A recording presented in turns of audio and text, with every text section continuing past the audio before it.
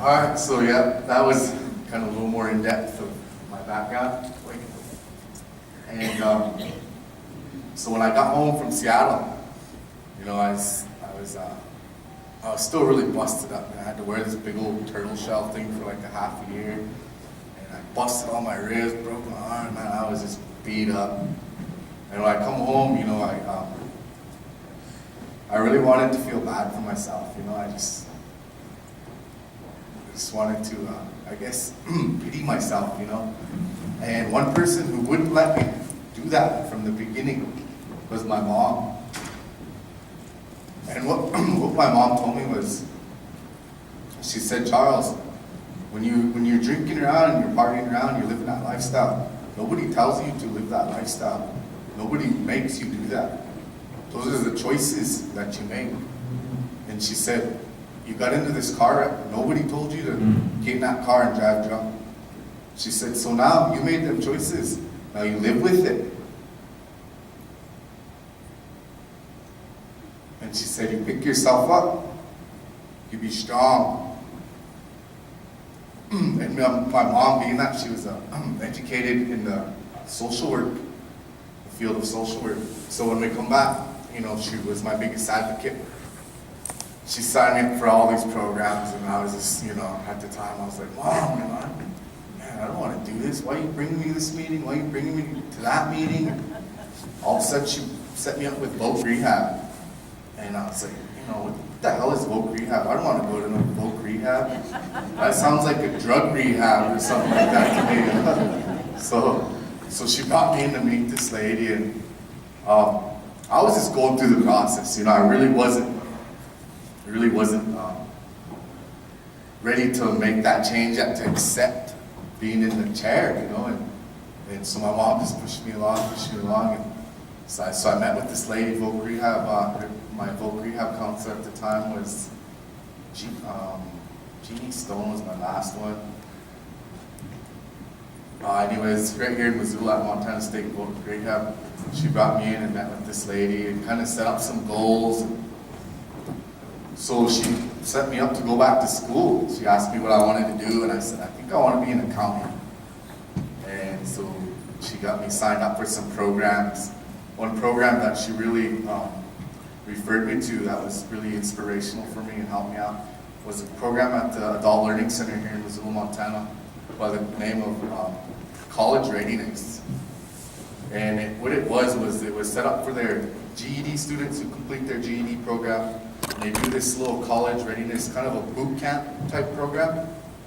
And, you know, just prepares you for college, works on your basic math, your basic writing, reading, how to take notes and do all that stuff. It was a great program. You know, I went through there with success, and I went on to the University of Montana, where I started school in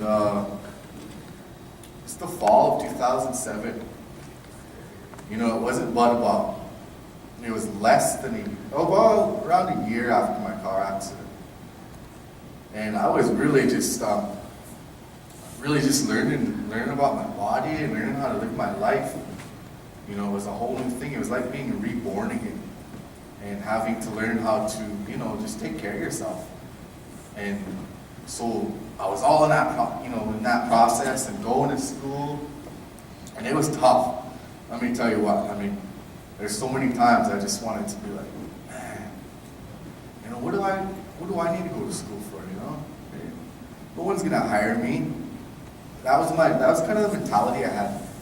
And I kept going to school, you know, my mom would encourage me to go to school. I don't know how many times I wanted to quit.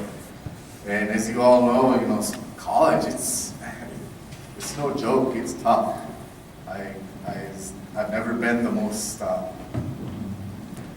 scholarly student, you know, and school has never been my favorite subject, so I really worked at it hard, and one of the big things that really assisted me in making it through college was, one, for sure, the voc rehab. It was, you know, what that program did for me, you know, pay my tuition, buy my books, give me a computer, and then refer me to some other programs too. Another organization that I was referred to was Summit Independent Living Center. And with these independent living centers, they're located, throughout the United States. There's a few more in Montana. And they're really set up for people with disabilities. Teaches you how to advocate for yourself, how to speak up for yourself, how to let people know your disability, and how to take care of you, which you may or may not need help with. That was so important at the time. I was just, like I say, it was a big learning process for me. And to learn how to live my whole lifestyle again, it was tough. And some of the programs that I was referred to out of this independent living center, one went by it was like a workshop, went on for about 6 weeks. You went a few times during the week. And it was called Living Well with a Disability. And that's where my eyes really opened up. I had some social workers in there, and they were doing their presentation about, about taking care of yourself. And in order to be, to be healthy, you got to take care of yourself in more than one way. You got to do your physical health, your mental health, your spirituality.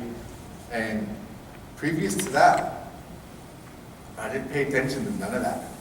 That was just, I guess, the least of my concerns. When you're 20s, early 20s, you're really not too worried about, I guess in my personal opinion is, I really wasn't too worried about, my health, my religion, or not even religion, just my spirituality, and, taking care of myself in every aspect that I could, the circle type thing. And once I was able to take these classes, and it opened my eyes, that I had to do a better job at, just taking care of me as a whole. And I continued on to school. I went to the University of Montana, studying business, and I learned so much. Before I went to business school, I I'd be in these classes, finance class, talking about stocks and bonds, interest rates and all this crazy stuff that prior to me going to school here, I didn't even know what a stock or bond was. I grew up on a reservation. Who has a stock and bonds on a reservation? Come on. So to be able to sit down with these people, these other students and my colleagues, and talk about, managing and processes, stocks and bonds and financing and all this big technical stuff that before I had no clue. It was amazing to me. It was just absolutely amazing that I could learn something like that. And from that point on, I realized that, when you're young and someone tells you what your dreams are, who you want to be, what you want to do when you grow up, don't limit yourself. Because as a kid, in reality, for example, as a kid growing up, you would never, I guess for a kid on a Blackfeet reservation growing up, at the time I was, for someone to say, oh, I want to grow up, I want to be the president, we'd have laughed them out of there, or maybe they even got a little beaten for that. But what I realized is, regardless of where you come from, what your upbringing is, if you're willing to work hard, you have that determination, you can succeed in that. And so I really took to speaking to the youth, and just sharing my story, especially troubled youth. I could relate to them, and I've been down all the wrong roads, and I'm just so fortunate to be here, to be alive, to be talking to you, to be breathing, to share my experience with everyone here. It's it wasn't my time when I got in that car, because like I said, I was in a coma for a month, and I was in ICU for another month. I was on a rehab floor for a month, and when I come out of rehab, when I got out of ICU, and I was on a rehab floor, First day I got into a wheelchair, I said, bring me down to ICU. I'm gonna thank these people for saving my life. So we rolled me down to ICU. I had a male nurse, he's a great guy, he's an Army veteran. I got to visit with him a lot. And he said, he'd come over and he said, Charles, he said, I'm gonna share something with you. He said, you're lucky to be alive, you know that? And I looked at him and it still really didn't hit me yet. He said, that shape you were in here, he said, I didn't think you'd believe you're alive. And it was, I honestly believe it was a miracle, That's why I'm sitting here, that's why I'm talking to you right now. It was just a complete miracle. The doctors, they couldn't believe it. I mean, within days, I had all the tubes out of me, all the ventilators.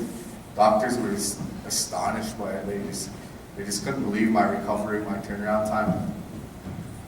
So that's why I really I took to sharing my story with the youth and focusing on education, pursuing education. Not only pursuing education, but whatever you desire, set them goals high, and that's my consistent story for the youth.